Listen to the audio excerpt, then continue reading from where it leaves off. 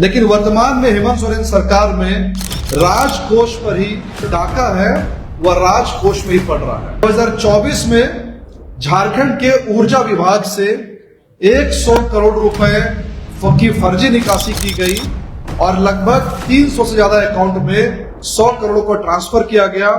अभी भी उसकी इंक्वायरी चल रही है। हमने देखा कि 2024 में ही झारखंड का जो पर्यटन विभाग है, उस पर्यटन विभाग से 10 करोड़ रुपए की निकासी अवैध रूप से की गई। वहां से संतोष कुमार नामक एक कैशियर ने 23 करोड़ रुपए विड्रॉ किया। नहीं कर सकता क्योंकि 23 नहीं, वह बाद में 60 करोड़ की निकासी भी करने वाला था, लेकिन वह पकड़ा गया। और इसमें कई बड़े सफेदपोश चेहरे यहाँ पर हैं। आज हम बोकारो में जो ट्रेजरी घोटाला हुआ है और जो जिलों में हुआ है, उस पर इस प्रेस वार्ता को हमने बुलाया है। जैसा कि हम देख सकते हैं कि जब से हेमंत सोरेन जी की सरकार बनी है, तब से यहाँ पर जो वित्त व्यवस्था, जो फाइनेंशियल मैकेनिज्म है, उसमें अलग ही गड़बड़ झाला देखने को मिल रहा है। आमतौर पर जब एक आम आदमी अपने पैसों को सुरक्षित रखना चाहता है, तो वो उसको कई जगह पर रखता है। कई बार उसको बैंक्स में रखता है, लॉकर में रखता है, गोल्ड खरीदता है, लैंड खरीदता है, किसी जगह सेफली रखता है। लेकिन ऐसा समझा जाता है कि अगर आपका पैसा गवर्नमेंट के ट्रेजरी में है, राजकोष में है, तो वह विश्व का सबसे सुरक्षित राजकोष माना जाता है। लेकिन वर्तमान में हेमंत सोरेन सरकार में राजकोष पर ही कई बार नहीं, हर बार सुनने को मिलता है कि कुछ ना कुछ जो डाका है वह राजकोष में ही पड़ रहा है। मैं आपको याद दिलाना चाहूंगा कि 2024 में झारखंड के ऊर्जा विभाग से 100 करोड़ रुपए की फर्जी निकासी की गई और लगभग 300 से ज्यादा अकाउंट में 100 करोड़ को ट्रांसफर किया गया। अभी भी उसकी इंक्वायरी चल रही है। फिलहाल सीआईडी, एसीबी, कई एजेंसी में इसकी इंक्वायरी चल रही है। फिर हमने देखा कि 2024 में ही झारखंड का जो पर्यटन विभाग है, उस पर्यटन विभाग से 10 करोड़ रुपए की निकासी अवैध रूप से की गई, फिर से ट्रेजरी से।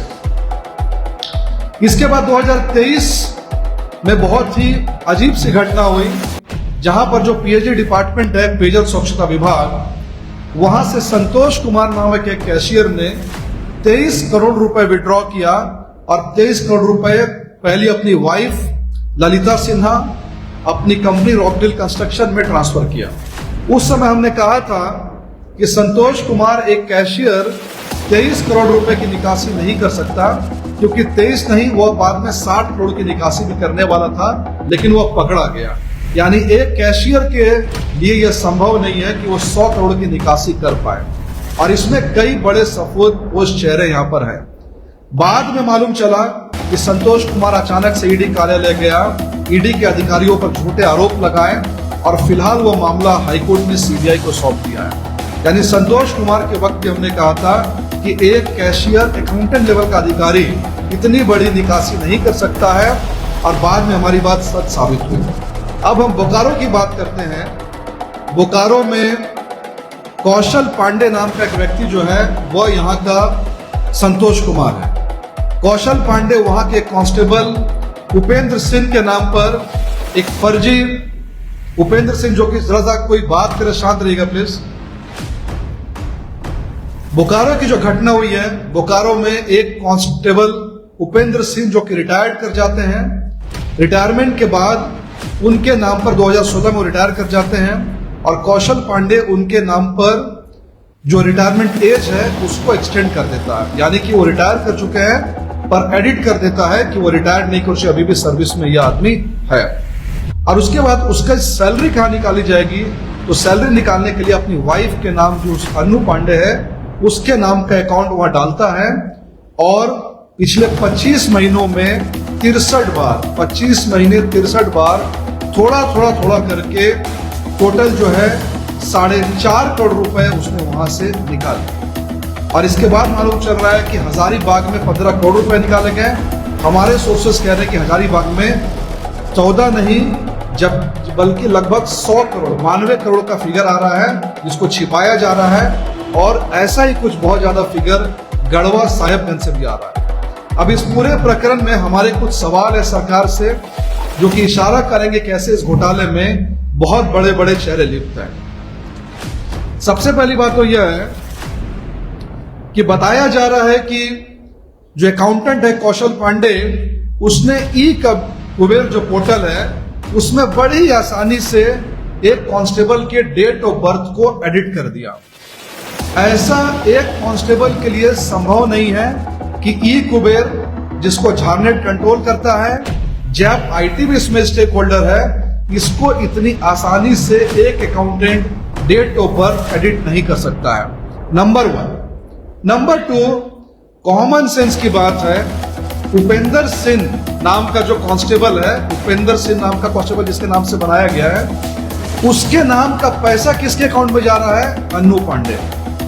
यानी कि 63 बार नाम देवेंद्र सिंह, सैलरी देवेंद्र सिंह की, और किसके अकाउंट में ट्रांसफर हो रहा है? अन्नू पांडे। ये दूर दूर तक संभव नहीं है। मैं भी भारत सरकार का एम्प्लॉय रहा हूं, इनफैक्ट ऑडिट डिपार्टमेंट में ही। एसबीआई का या जो भी पीएसयू है उसका कंप्लीट कंट्रोल रहता है सैलरी पे कि किसके नाम पे अकाउंट है, उसी के नाम पे पैसा जाए। और 63 बार नाम मिसमैच बैंक नहीं पकड़ पाया, ये भी संभव नहीं है। इसमें बड़े बड़े चेहरे हैं। अब जिस कौशल पांडे की हम बात कर रहे हैं, जिसने 4.5 करोड़ रुपए की फर्जी निकासी की, उस कौशल पांडे को झारखंड की सरकार पुरस्कार दे रही है, लेटर ऑफ एप्रिसिएशन। उसको एप्रिशिएट कर रही है कि आपने बहुत अच्छा काम किया है। इसमें क्या लिखा हुआ है? जिसके ऊपर में 4.5 करोड़ फर्जी निकासी का आरोप लगे हैं, उसको यहाँ के डीजीपी साहब कह रहे हैं, आपके द्वारा बोकारो जिला अंतर्गत लेखा से संबंधित कार्यों का निष्पादन काफी मेहनत और लगन के साथ पूरा किया जाता है। बहुत मेहनत लगन है। और आपके प्रभाग के साथ साथ पुलिस की छवि भी बहुत उज्जवल हुई है। आपके द्वारा किए गए कार्य, आपके कठिन परिश्रम एवं कर्तव्यपरायणता का द्योतक है। आशा है इसी लगन के साथ आप आगे भी राज्य की सेवा करते रहेंगे। यानी जो आदमी 3 साल से ट्रेजरी से अवैध पैसा निकाल रहा है, उसको यहाँ की पुलिस क्या कह रही है? आप लगन के साथ, मेहनत के साथ काम कर रहे हैं और ऐसे ही काम करते रहे। जबकि यह सर्टिफिकेट एक अकाउंटेंट को देने की जरूरत भी नहीं है, क्योंकि आमतौर पर ऐसा लेटर ऑफ एप्रिसिएशन उनको मिलता है जो कांस्टेबल या पुलिस वाले फील्ड पर काम करते हैं। तो इसको क्यों दिया गया? क्योंकि कहीं ना कहीं कौशल पांडे की जो तार है वो वरीय पुलिस पदाधिकारी से जुड़े हुए थे।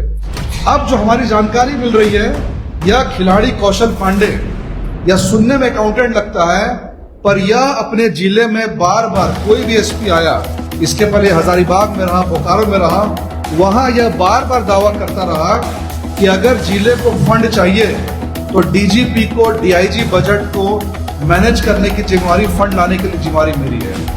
यानी अकाउंटेंट नहीं बल्कि फंड मैनेजर के रूप में यह काम करता है आदमी। इसके संबंध वरीय पुलिस पदाधिकारी से बहुत ही मधुर बताए जाते हैं। नंबर 3, प्रेस कॉन्फ्रेंस के माध्यम से बार बार हमें बताया जा रहा है कि अकाउंटेंट को कंट्रोल करने का पावर जो है वो डीडीओ के पास में है, यानी कि drawing and disbursing officer. But बड़ी चालाकी से इस बात को छिपाया जा रहा है कि डीडीओ कोई जापान का आदमी नहीं है। डीडीओ खुद पुलिस के एसपी होते हैं। यानी हर जिले का जो एसपी होता है वही डीडीओ होता है, ड्राइंग एंड डिसबर्सिंग ऑफिसर। यानी एसपी खुद कह रहे डीडीओ इसके ऊपर है, पर वो ये नहीं बता रहे कि मैं ही यहाँ का डीडीओ हूं। और आमतौर पर डीडीओ यह जिम्मेवारी डीएसपी हेडक्वार्टर को डेलीगेट करता है। यानी ये जो छोटी मछली अकाउंटेंट को पकड़ करके जेल में डाला गया है बोकारो में या फिर हजारीबाग में, इसके ऊपर में डीडीओ की क्या भूमिका थी, एसपी साहब की क्या भूमिका थी अपने जिले में, आज के जो एसपी है या इसके पहले का जो एसपी है, यह भी जांच का विषय है। आप यह बोल करके पल्ला नहीं झाड़ सकते हैं कि एक कांस्टेबल की गलती के लिए मैं जिम्मेवार नहीं हूं। ठीक है, 1 बार 2 बार 3 बार आप जिम्मेवार नहीं हो सकते हैं, लेकिन 3 साल तक 63 बार अगर वो इस तरह से थोड़े थोड़े पैसे निकालता रहे, एक कांस्टेबल लेवल का आदमी, एक अकाउंटेंट लेवल का आदमी, तो आप पल्ला नहीं झाड़ सकते हैं। एसपी लेवल के अधिकारी जो डीडीओ के रूप में काम करते हैं वो इसमें कहीं ना कहीं जिम्मेवार है। अब इस पूरे प्रकरण में जैप आईटी की क्या भूमिका है, इसकी भी जांच की आवश्यकता है, क्योंकि जैप आईटी जो कि पूरे झारखंड के आईटी व्यवस्था को कंट्रोल करता है, उसके में लीड में जो अधिकारी है वह बहुत ज्यादा टेंटेड अधिकारी है, जिसको झारखंड सरकार ने जेल से निकलने के बाद वापस से रिवॉर्ड किया है। कहीं ना कहीं यह नेक्सस जितना छोटा दिख रहा है उतना छोटा नहीं, काफी बड़ा यह नेक्सस है। इसके बाद यह पूरा खुलासा कैसे हुआ यह भी जनता को जानना जरूरी है। इस पूरे खुलासे के पीछे कोई पुलिस की वाहवाही नहीं है या डीसी साहब की वाहवाही नहीं है कि मैंने इस खुलासे को देखो जनता के सामने किया, इस गलत को नहीं। भारत सरकार कैग, जिसको स्टेट में पीएजी रिप्रेजेंट करते हैं, principal accountant general Chandramouli Singh, इन्होंने झारखंड के फाइनेंस सेक्रेटरी को लेटर लिखा और बताया कि बोकारो में इस तरीके का गड़बड़ झाला हुआ है। इसके बाद फाइनेंस सेक्रेटरी ने डीसी को लिखा, तब जाकर के यह मामला सामने आया है। यानी कैग ने इस मामले को खोला है और कैग के पास में यह सरकार कई मामलों में फाइल्स नहीं दे रही है। उदाहरण के लिए लीकर स्कैम में जब कैग ने फाइल को मांगा तो सरकार ने कहा हमारे पास फाइलें नहीं है, फाइलें एसीबी ले गया है। डीएमएफटी फंड में बार बार पीएजी का स्टेटमेंट आया है कि डीएमएफटी फंड में डीसी हमें कोऑपरेट नहीं कर रहे हैं। यानी कैग जितनी फाइलें मांग रहा है, अगर उन फाइलों को दिया जाए तो बहुत बड़े स्कैम पूरे पैमाने पर आ सकते हैं। अब इस पूरे गड़बड़ झाले घोटाले जो अभी फिलहाल बोकारो, गढ़वा, हजारीबाग, साहेबगंज में देखने को मिला है, इसका स्केल जो फॉर्मल इनफॉर्मल फिगर आ रहा है या 150 करोड़ से ऊपर का है। अगर पूरे राज्य में इसकी जांच हो जाए ट्रेजरी घोटाले की, तो चारा घोटाले को शायद ये टच कर जाएगा और ये 1000-2000 करोड़ से कम का घोटाला जो है वो होने वाला नहीं है। इसलिए हमारी सबसे पहली मांग यह है कि पीएजी ने इस ट्रेजरी घोटाले में जो भी सरकार को रिपोर्ट दिया है, लेटर लिखा है, उसको सरकार पब्लिक डोमेन में रखें, ताकि हमें हर जिले का डेटा सार्वजनिक रूप से पब्लिक को मालूम चल पाए। नंबर 2, कल तक मालूम चल रहा था कि बोकारो में 3.5 करोड़ का घोटाला है, अंदर घुसे तो मालूम चला 4.5 करोड़। फिर मालूम चला हजारीबाग में सुबह सुबह फिगर आ रहा था 3 करोड़ तक, शाम तक फिगर हो गया 15 करोड़। और लेट नाइट मेरी एक अधिकारी से बात हुई है इनफॉर्मल तरीके से, इसके लिए 92 करोड़ का स्केल है। यानी एक जिले की 2 जिले की बात नहीं है। हम सरकार से डिमांड करते हैं पूरे स्टेट का पैन झारखंड इंक्वायरी होना चाहिए।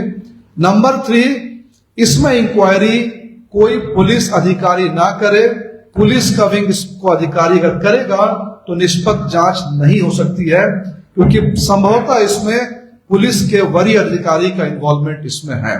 इसलिए हम डिमांड करते हैं कि इसमें कम से कम जुडिशियल इंक्वायरी या फिर सीबीआई जैसी इंडिपेंडेंट इंक्वायरी होनी चाहिए।